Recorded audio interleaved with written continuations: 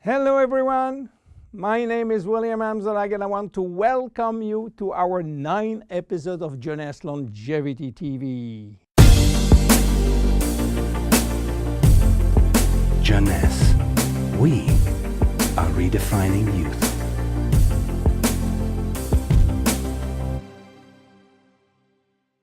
Obesity, or should I say globesity. Today, obesity is a worldwide epidemic disease. There is an outrageous eruption of a worldwide obesity even in the countries where not so long ago famine was the #1 health issue. The fatness of the world is changing rapidly, and this is very disturbing because it's going out of proportion and nobody can get any control of this new epidemic. Many children become obese and then become obese adults. The diseases associated with obesity, such as heart disease, cancer, and especially diabetes, will explode. That will mean a lot of sick people all over the world. The cost in terms of death, diseases, and money spending is just astronomical. Think about today. There is in the world about 3 billion people overweight and 800 million real obese. The cost of obesity in the United States is about 150 billion per year, which is 10% of the total US medical cost. So, what is the difference between overweight and obese?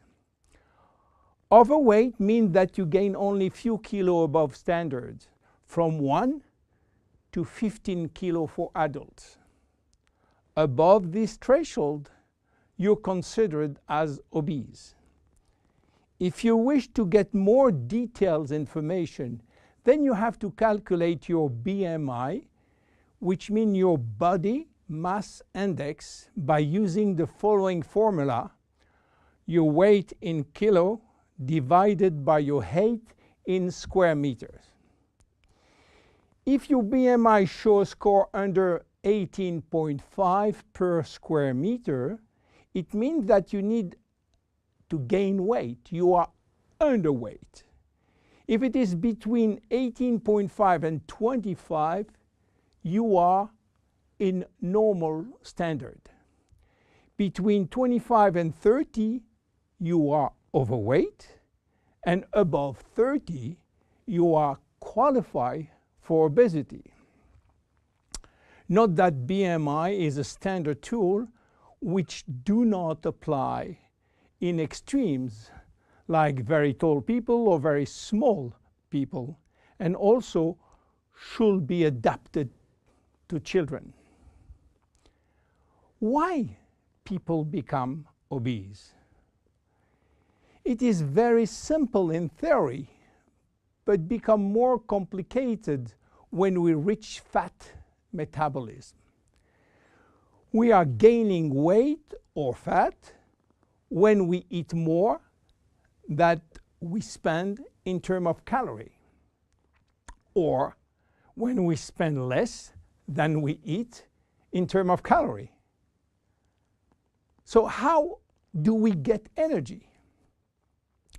The body will get energy only from the food, knowing that 1 gram of carbohydrate will release 4 calories, same for proteins, but 1 gram of fat will release 9 calories. So all depend on how much you eat and what kind of food you eat. If the food is rich in fat or in protein or in sugars. Now, how do we spend energy? There are 3 ways to spend energy. The first one is what we call basal metabolism, which is the necessary energy required to get our body working and all our million of chemical reaction working and working properly. This requires approximately 1 calorie per kilo and per hour. So if you weigh 60 kilo, you will spend in 24 hours 60 multiplied by 24 equal 1,440 calories per day. And this is good news because you have no control on that.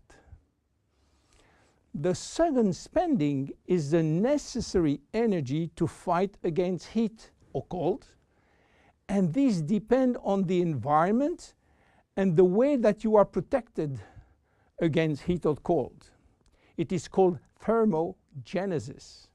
And again, you have little control on that. The third one is the energy required to move your body, and that is entirely up to you. This is to say that physical activity is the only controllable way to spend energy. We will see later that this very simple way of gaining or losing weight is influenced by many, many other factors, and especially the control of fat metabolism by a sophisticated group of hormones. So why such epidemic? To understand, we have to go back 20,000 years ago. As surprising that it can be, our genes have not changed for the last 20,000 years. At this time, life for humans was quite difficult.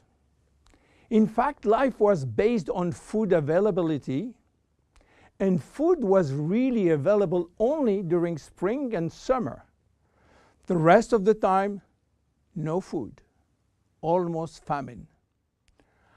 Our genes has to adapt and to work in accordance with this alternance of abundance and famine, and they create a kind of energy storage. The fat cell was born.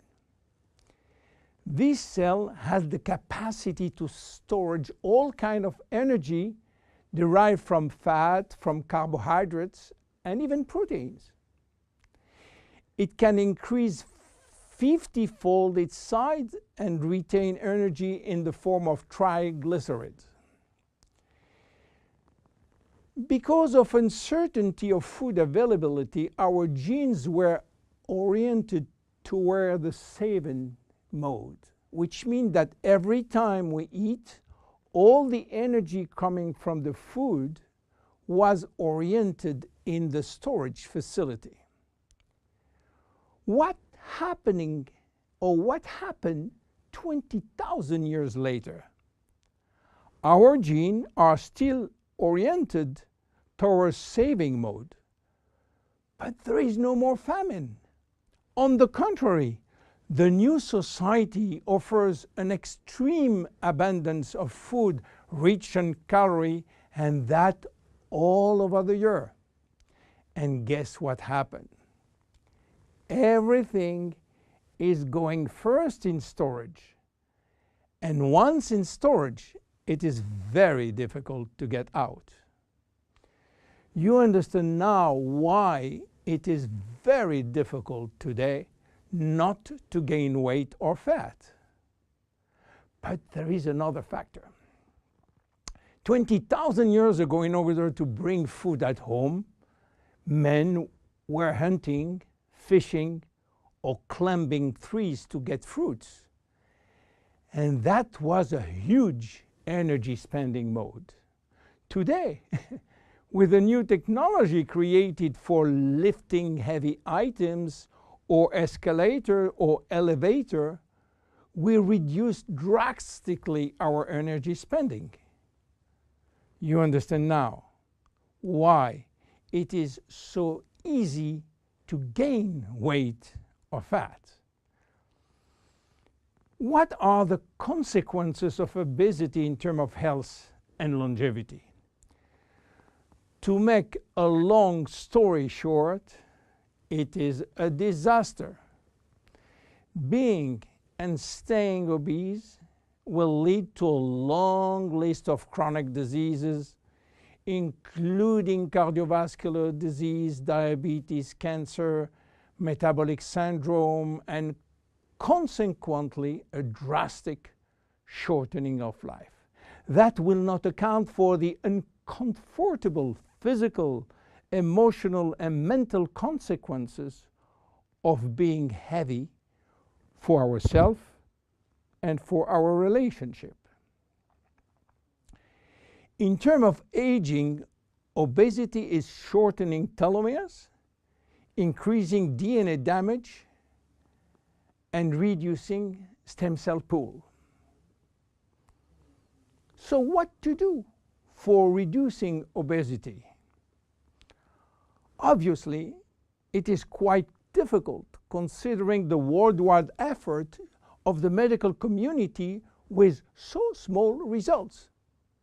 Health authorities are repeatedly organizing campaigns to inform people about the consequences of eating too much sugar or fat or the lack of exercise. But the food industry until now do not help and still putting on the market food rich in bad sugar and bad fat.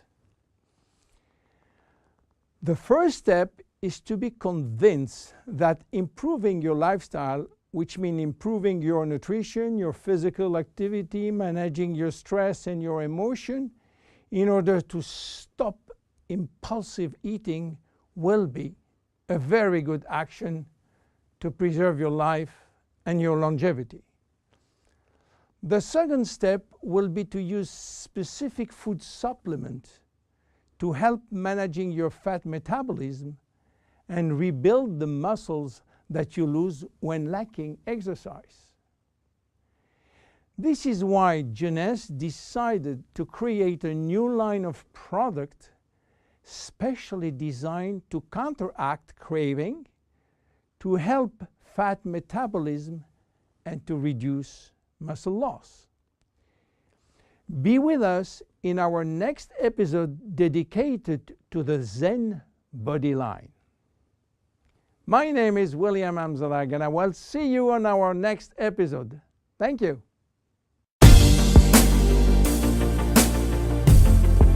Jeunesse.